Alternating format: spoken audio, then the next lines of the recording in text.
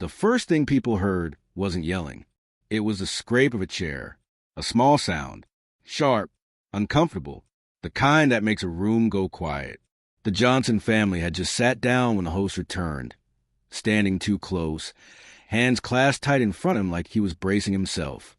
"I'm sorry," he said, not sounding sorry at all. "We actually don't have space for you." Marcus Johnson looked around.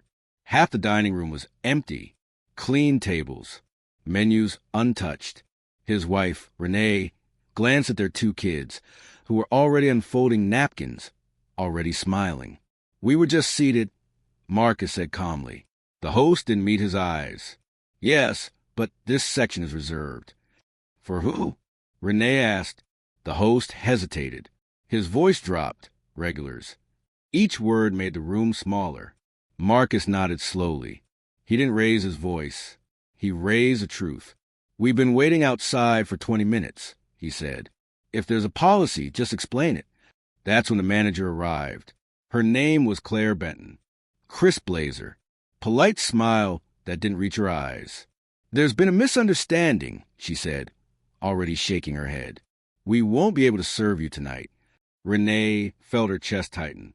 "Can you tell us why?" Claire sighed, like she was tired of being reasonable. "This isn't the right fit," she said. "We try to maintain a certain atmosphere." Marcus understood immediately. So did his daughter, Layla, who whispered, "Daddy, are we in trouble?" Marcus picked up his phone. What he didn't know was that Marcus had already pressed record.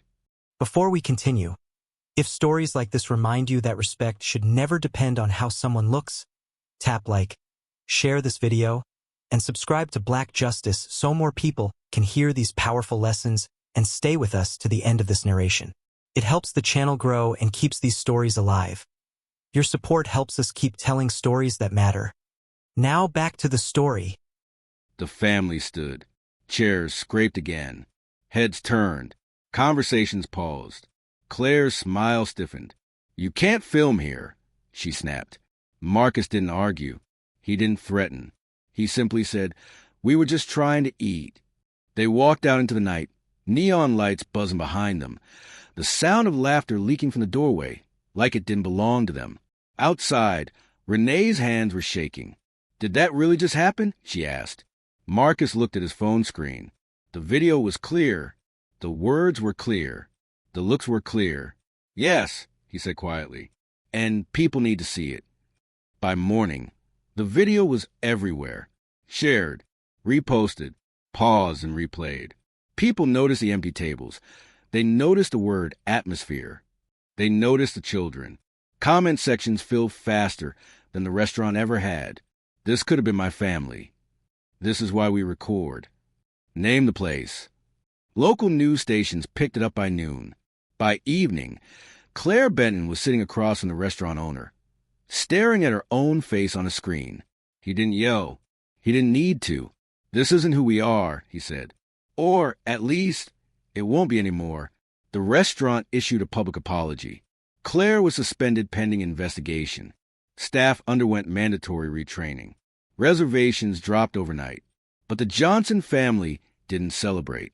They sat at their kitchen table, the same one they'd hoped to replace with Night Out, watching the story unfold on TV.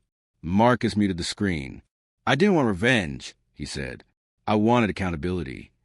Renee nodded. "And dignity." A week later, the restaurant owner requested a meeting. Marcus listened. He asked questions. He didn't shout. In the end, he stood.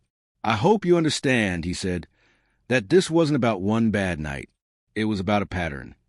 The owner nodded. Outside, cameras waited. Inside, something had shifted, because silence protects injustice. But truth, spoken calmly, recorded clearly, changes things. Respect costs nothing, but means everything.